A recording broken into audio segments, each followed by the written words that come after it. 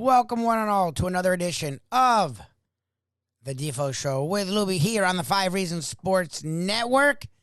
Been very busy down here in South Florida. Talked about this a lot recently. The Panthers still number one in the Eastern Conference, just points away from the Colorado Avalanche for number one overall in the NHL. The Canes Hoops men's team went all the way to the Elite Eight. You had the Miami Dolphins being ridiculously busy and bolstering their roster around quarterback Tua Tagovailoa. And the Miami Marlins making some moves, trying to inch closer to the other teams of this city. Miami had been the banner franchise for over 2 decades down here in South Florida. The man who started this whole thing of 5 Reasons Sports, you all know him very well. Guy that we've been talking to for years when it comes to NBA overall, especially the Miami Heat, knows the organization as well as anyone. We not only enjoy talking to him, but we learn a thing or two every single time we talk to him. Ethan Skolnick joins us today to talk about the Miami Heat's recent woes. Why has that gone on? And what can we look for the Heat going forward into the NBA playoffs? Right here, the Defo Show with Lubie and the 5 Reasons Sports Network with Ethan Skolnick. If you're here in South Florida, it's going to be crash cars.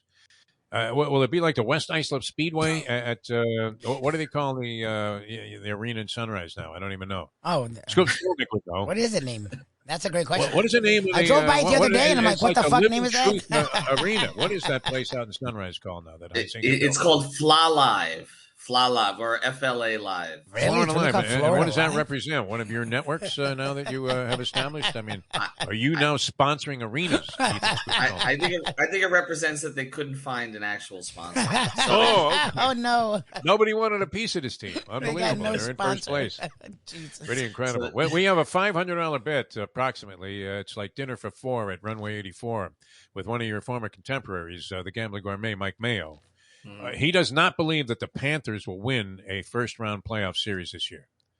Well, Mike is scarred. Actually, I was around Mike. I was around Mike for the '96 run. Yes, but we both got a little older, and since then. So yeah, I mean, I understand the scarring that he's undergone here, but I think they're going to get out of a first-round playoff series, Defo.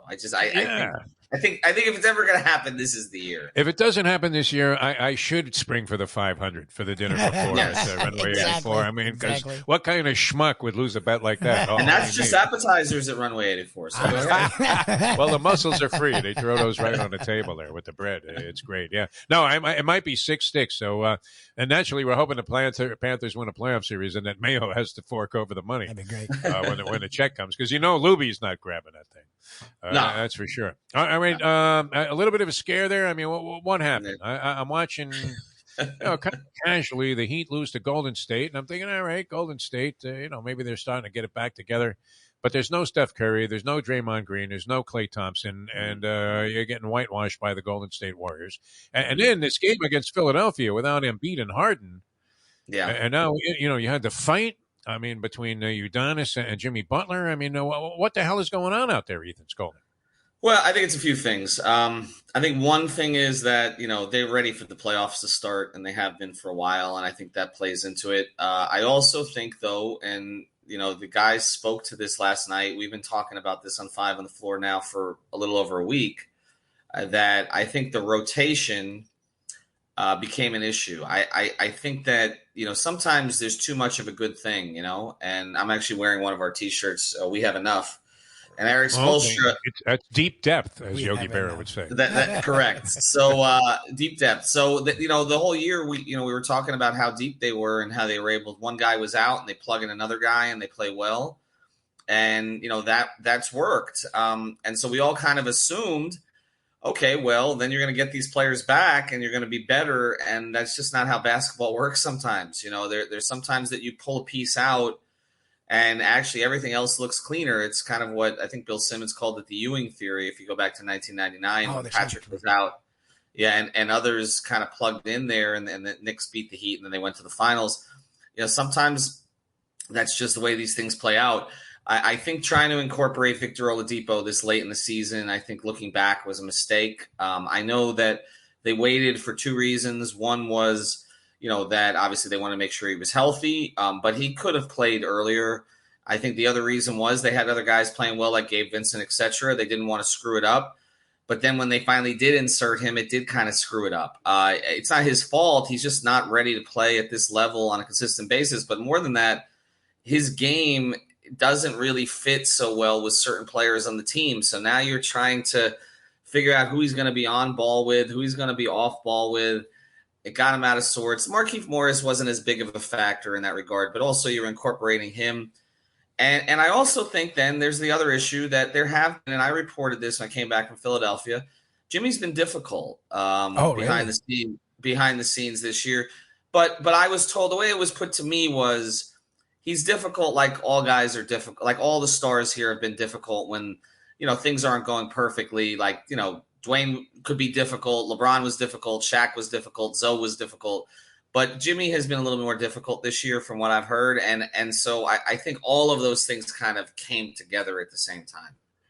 It's kind of surprising. We're talking to Ethan Skolnick here, 5 Reasons Sports Network, covers the Heat like nobody else. I mean, with apologies to the great Ira Winderman, you guys are all over this. All right. It's interesting because I thought Jimmy Butler was kind of in a more favorable, more sort of, warming mood and welcoming mood this year. It seemed that way to me. You're watching them play with the Heat, and they seem very happy together, the old Turtle song. And then, we see this come to a head, obviously, very, illustrative of, I guess, the tensions you're talking about. What the hell were they fighting about, UD and Jimmy Butler? What did we ever get to the bottom of what triggered that thing and what the resolution was, if there has been one? Well, I know what started it. And again, when you say started it, what started it in that particular sequence? I mean, there are lots of things that happen, again, kind of sort of behind the scenes that could have played into it. What happened for that particular sequence was a defensive rotation and the feeling that Spoelstra felt like Jimmy was not doing what he was supposed to do. He was Pavel Burry waiting at the red line. Yeah, that's right. It reminded me, guys, of another incident that didn't keep the Heat from winning a championship, by the way, which was 2012 in Indiana, second round. I was sitting baseline on the floor when Dwayne did not run back on defense. He was basket hanging, and Eric, a much younger coach, we're going back 10 years now, and a much less confident coach, I think, at that point, kind of said something in a passive-aggressive way to Dwayne when he came back, and Dwayne went off on him. And, some of it was caught on camera. Some of it, Brian Windhorst and I heard. ESPN actually looked for the video because I think they were going to play it if they found it. They didn't find it, which is that Dwayne said to Spo, the thing that wasn't caught was he said, "I made you and I'll end you." Oh, no. No. Shakespearean right there, yes. Wow. Yeah, and Udonis jumped in to separate them and calm the situation down. And if people remember the circumstances of this, Dwayne was struggling with his knee. Yep. He went during that break. There was a 2-day break in Indiana. He went to see Tom Crean, who was coaching the Hoosiers at the time, and he also got his knee drained. And he came back, and he and LeBron, starting in the second half of the next game, without Bosh, by the way, had maybe the best 2.5 game run I've ever seen two players have together. And they eliminated Indiana. So they got past that. Now, this is a different coach. This coach knows he has the backing of everybody in the organization. He is probably the safest coach in terms of his job status. Arguably beyond Bill Belichick, maybe in all of sports at this stage. Yeah. That's a good point. So he can pretty much he can be stronger with it, and he went back at Jimmy in this case.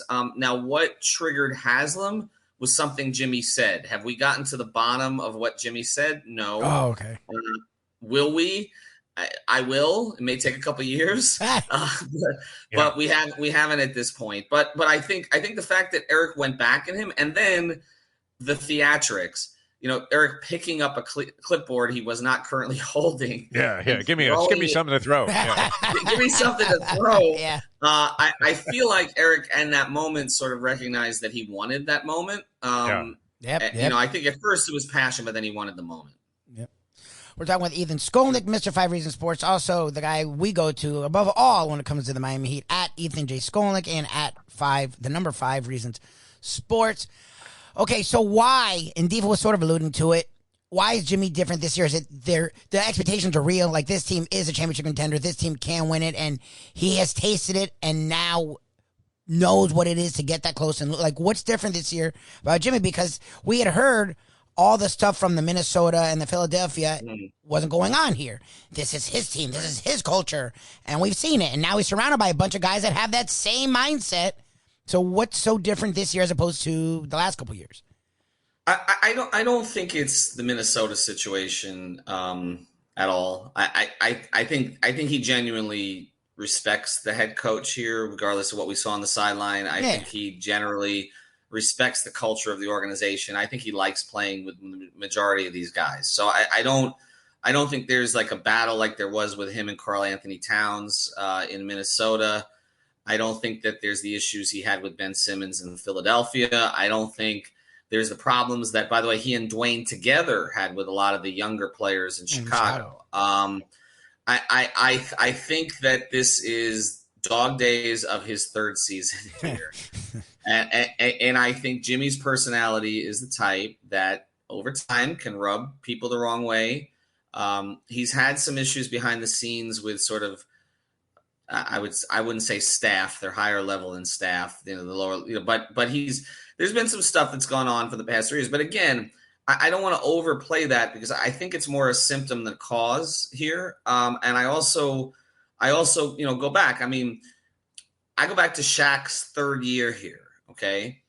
The first year was great. He was, the water bottles and all the rest. Squirt guns, the whole thing. Squirt guns was great, right? Okay, then I was actually with him for a photo shoot, him and Warwick Dunn, of all people, at the Delano after that first season, and Shaq spent 5 hours bitching to me about Stan for not getting him the ball in the last quarter of that last game of the Eastern Conference Finals. And then the next year he kind of was instrumental in Stan's departure, and then they won a championship, so everything was fine for them. And then the next year he was completely impossible. It's just these are ebbs and flows with stars. Dwayne was a little different because Dwayne could get out of line at times, but Dwayne was raised in this organization. Like, he knew how things were supposed to work, and he would always get back to it. And so even when LeBron would stray, Dwayne was the guy who always pulled LeBron back in, even though, like I said, Dwayne had his own moments. I mean, we see how Dwayne and Spo ended and how happy it was and how close. But there were moments, okay, there were many moments in the locker room where I would ask Dwayne about we used to be able to get in the locker room. I used to ask Dwayne about like a something, that happened in the game. He's like, he'd answer. And then after he goes, "What the F are you doing to me?" He's like, "I don't want to call out Spo in this circumstance, but that's the problem." I'm like, okay, well, that's your job. So it's off the record though, Ethan. It's off the record. Exactly. Right. So I just think, Lubie, that they got to a certain point where they got a little tired of each other. But I also think if you look at last night, Bam, I mean, we talked about it on the podcast before we went in and talked to the players, and then the players basically confirmed everything we thought. Both Bam and Jimmy talked about the need for space and the tweaks to the rotation. Yep. That tells you this was not – their answers were not, well, Spo's going to do what he's going to do, and we're going to see how it goes. No, their answers basically made it seem like they went to Spo, and said – that's how it came off to me, because they were so on board with everything that happened and explained in detail – why it was important to make the changes they made last night. That tells you that that's conversations that they've had. And so maybe that got them back on the right track. But I just want to be clear. They played a team. And you talked, Defo, about players not sacrificial lamb on the schedule Kings last aren't night. good. Yeah. Yeah, I mean, they played the Stockton Kings last night. Like, that's not. I mean, I don't know how this road trip will tell you a whole lot more. Yeah, I mean, when I saw the scores, and all right, maybe they straightened things out. And then I saw the opponent. I was thinking, they're like 27 and 50 or something on the season. Not very good. And one of those perennially bad organizations ever since, they got hosed on the Vlade Divac on all of those calls in that series against the Lakers. They just, they've never recovered from that. Defo, they haven't won a playoff. They haven't, not forget, won a playoff game. They haven't been to the playoffs since 2006. Since the last forever. Since the Heat's first championship. Mike Bibby, I think, was hoisted them up the last time they were playing. His grandson's probably in the NBA now. All right, a couple of things come to mind. Number one, I guess when you were talking about Jimmy Butler, it always strikes me odd that you have to be miserable to be good at basketball. It's kind of a weird thing. You would wish that maybe, he would find his way out of that kind of funk and, be able to compete without having to have this attitude all the time. And then we were talking earlier, I don't know if you've seen this thing, Winning Time, about the Lakers. Have you been watching it? Yeah. I mean, how would you characterize the portrayal of Pat Riley? We were saying that they made him look like he was Bobcat Goldthwait. This was, like a year before he became the slickest and one of the most fashionable head coaches he's like a schlub in all of sport. I mean, could he really have been like this busted-out hippie as they're portraying him? And I don't know if you ever had contact with Jerry West. I imagine you have. I did. Can he be that big of an overt asshole as they're portraying him in this series? He just switched into a sweet man. I think these are slight caricatures, but the Riley thing shocked me. I couldn't believe that was supposed to be Pat Riley. But he was kind of, I mean, he was a little bit of a hippie before he kind of turned to the right. And he, from my understanding, he's turned back a little bit. Yeah, that's who he was. I mean, that's the whole thing about Pat. That's what makes his story so surprising, is that he is not. She never was Showtime Pat. Like, that's the whole thing. I mean, he was always hippie Pat or Schenectady Pat. Like Schenectady Pat is the Pat we saw, kind of develop with the Knicks. Where he went back to his roots of kind of the toughness and all of that stuff. Showtime, it felt like he was putting on a little bit of an act. But I mean, if you're gonna get if you're gonna get it, I was gonna say something else, but I'm not going to. If you're gonna be the king of Los Angeles by doing it, you might as well. Okay, sure. You're talking about somebody who was supposed to be cast opposite Michelle Pfeiffer in Tequila Sunrise. He actually turned down the part. That's why it went to, I think, Kurt Russell actually took it. Wow. I mean, that's the level that Pat was at. So you just go that way, but that's never really been. It's never really been him. And I think that one of the things that's been surprising to people in his recent Heat years is how sentimental he is. And sometimes that sentimentality has hurt the Heat. It hurt the Heat when he tried to make up for the Dwayne thing by signing all those guys in 2016. It hurt the Heat when he brought back the championship team in 2006. It hurt the Heat in the late 90s, where he would not. It took him 4 years to finally give up on the PJ Brown, Jamal Mashburn core around Timmy and Zoe. So he's a little different, I think, even than he used to be. I'm just surprised that he's still doing this. But wow. Well, but I think he got re-energized with the Butler build. And if they win a championship, I can see him moving on. If they don't, I think now that there's a Bam hero build, I mean, maybe Pat stays till he's 95 years old. But yeah, the portrayal is interesting. Jerry West, I've dealt with Jerry West on interviews and stuff. I think he's fascinating. I mean, he's like, to me, he's like a top 20 fascinating character in NBA history.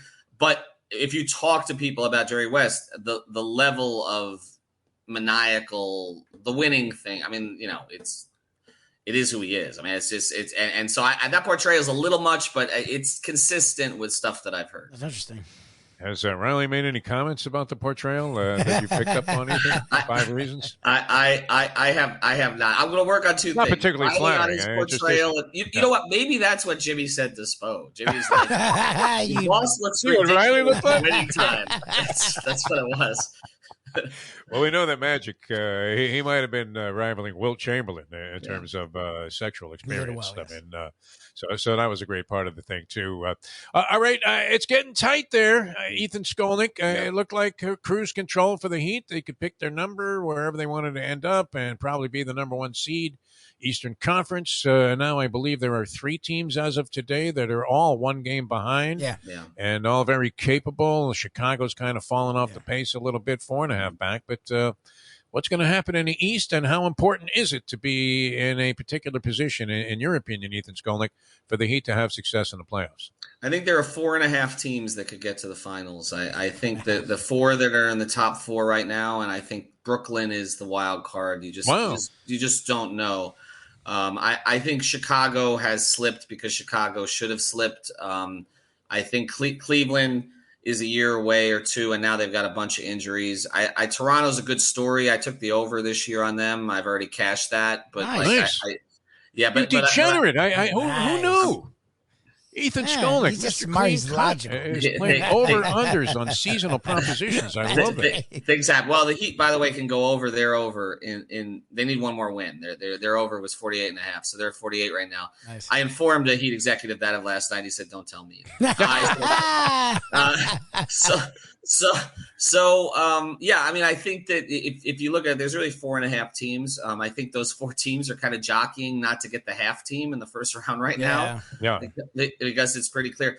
But they're all flawed in their own way, and that's why this thing is open, and that's why you can tinker doing the way that Spo's doing now, because you have to get, as he said, to a little bit of a higher level. I think the most significant thing that happened yesterday, other than Toronto winning that game late, which was helpful to the Heat against Boston, is that Boston lost Robert Williams, and this is a really unsung player this year who, in my view, was top 5 in Defensive Player of the Year. Oh, wow. And really, really, really allowed that team to flourish the last 2 months. He does a lot of the things that Bam does on defense. He's been huge for them, and he had surgery on his knee, and you may be looking second round, maybe, that he would be back. That changes their dynamic a lot. So I feel like that hurts Boston. Philadelphia, look, here's the thing with Philly, okay? Are Harden and Embiid going to get all these calls in the playoffs? Because if they can't, that team can't function without taking 50 free throws. So are they going to get those calls? And then so I still view it as, of those 4, that Milwaukee is the one to watch. They're trying to incorporate Brook Lopez back.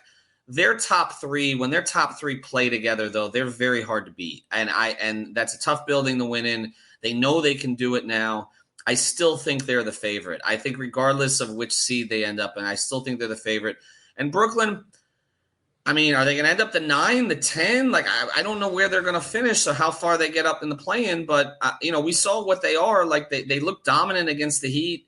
And then Kyrie finally played at home and they lost. They don't defend at all. So it's hard for me to pick them to come out of these. I would say my order is kind of Milwaukee 1 and Boston or Miami tied for 2nd right now in terms of who comes out of the East. Well, and before we let you go, I wanted to jump out west because the Nets of the West were seemingly the Lakers, right? At some point they'll figure it out. They'll be there. I don't think they're making the playoffs. Yeah. Everyone. Sort of the assumption is, can LeBron really leave again? He's going to stay. Yeah. Would he? What is he staying for? The Anthony Davis, and a lot of Heat people said, look, of course, the 1 year they play the Heat is the only year the dude stays healthy. He's never been healthy before. He hasn't been healthy since. He's never going to be healthy. If you're logical and reasonable, like you were with your bet, you can't count on Anthony Davis. And LeBron's still LeBron some fucking way, but even that's got to sort of curtail. Is he really just going to limp off? He wants to play with Bronny. Bronny's an average guy, but he'll get there because of LeBron. But that's still 2 years away, at least. Is he really going to just limp off as a Laker and force him to get Bronny? From what you see, you've been around the guy a lot. You've been around the NBA a long time. What do you foresee for the Lakers and LeBron going forward? Because to me, it doesn't feel like it's going to be a happy marriage. No, I mean, I think they're going to try to move Westbrook in the offseason. And, it's more possible than it was at the trade deadline because he's a little closer to that contract being over with. But you're going to have to find a team that has a max guy that they're looking to get rid of. And there just aren't that many of those. I mean, the Heat are not trading Jimmy Butler for Russell Westbrook. So that's not happening. So I just think I think that'll be the first move. I think if that fails, then there has to be a serious discussion about moving Anthony Davis while he still has some value and trying to recoup a lot of the types of players that they traded to get Anthony Davis. Guys, but they're not going to get that level because they you look at all the players that the Lakers have moved to build this roster. Brandon Ingram, Josh Hart, Lonzo Ball, Kyle Kuzma. Like, there's players that fit better around LeBron than the players that he has now. I think if all else fails, then you could see LeBron force his way somewhere else. I know there's the talk about Miami. That only works. You trade him for Jimmy Butler. That's the only thing you could do. I don't know why the Lakers. I don't know why the Lakers would want to. To me, the Lakers are going to go young if they trade LeBron. Like, they're going to try to gut the whole thing and start over. It's just very difficult to do. You're talking about big contracts. You need to move big contracts to get big contracts, and vice versa. So it's a tough thing. I don't think he finishes his career with the Lakers. Wow.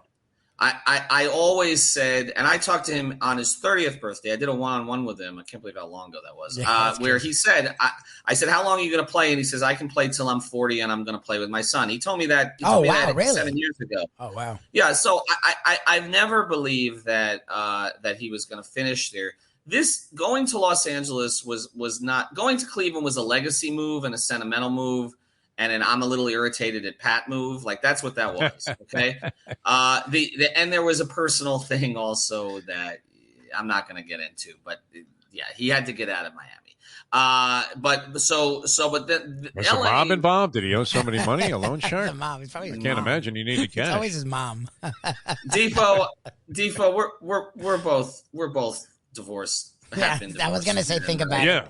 Okay. Me numerous times. I'm not going for two on that, by the way. But I'll just say you and I can speak to each other on that one. But there were other issues that were playing in here. Los Angeles was a business move. Yeah, media.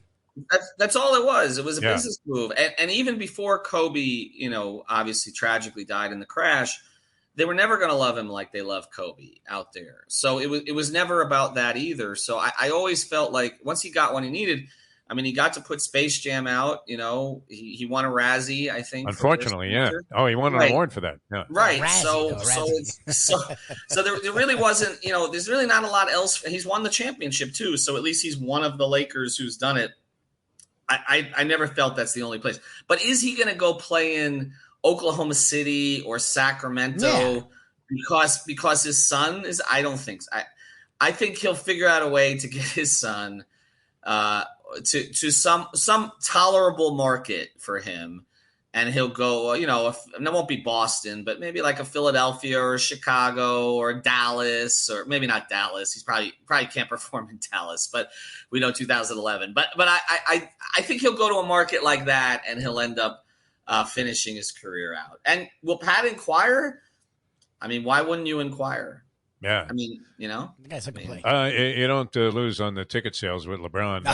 It's hard to picture him in Oklahoma City, where he's going to Billy Bob's Barbecue instead of Prime 112. So we'll see how dedicated he is to making that final move with his son.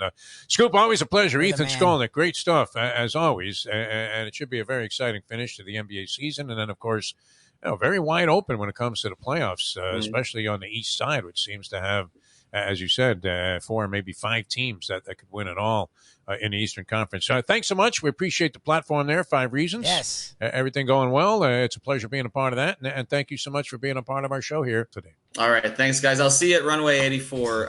Tim Mayo. Yes. If Mayo loses, you're in. You're in. We're inviting people. Yeah. Tell Mayo I'm having the Frances, all right? Appreciate it. Would you say he's irascible? Is irascible? No, irascible is a good word for him. Yeah. Seems very negative about the sports scene. You would think he was never a sports writer, this guy. Like, he hates all of the local teams. I know. Well, if you've covered any of the local teams but the Heat, over the last 25 years, you hate the local teams. No question. That's how this works. So I get it. He's wrong about the Panthers, but I get it. He's become a real knuckleball when it comes to sports. So, all right, Ethan, always a pleasure. Thanks so much for joining us here on the show. All right. Thanks, guys. We always appreciate talking with the one and only Ethan Skolnick, the man behind 5 Reasons Sports, the monster that it's become. He had a vision, set out to do it. He's done a great job. We truly appreciate being a part of this platform. We also appreciate his time when he still puts on his NBA hat to be an analyst for us. Now he's a great host here. He does a lot of the shows here.